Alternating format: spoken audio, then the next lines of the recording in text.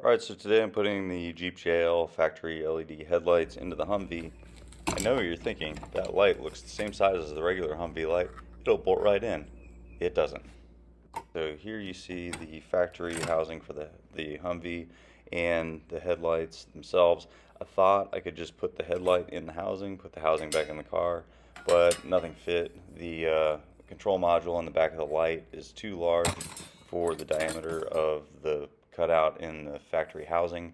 Then I thought maybe I could remove the adjustment part and fit the light in, mount to these adjustment screws, and come up with a different adjustment system, but that didn't work either. The sizing still didn't work. So then I came to look at these factory mounting systems, and it looked like it had some adjustment to it. It's a pretty good design, but the hard part is marrying that up to the front of the Humvee.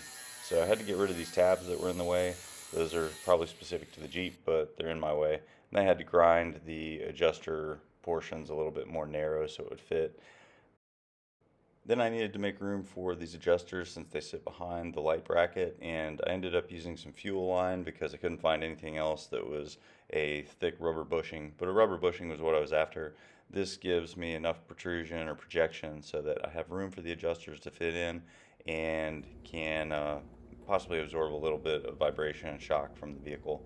But other than that, just use some long bolts in here. You actually see me measuring and marking this fuel line to get the length right.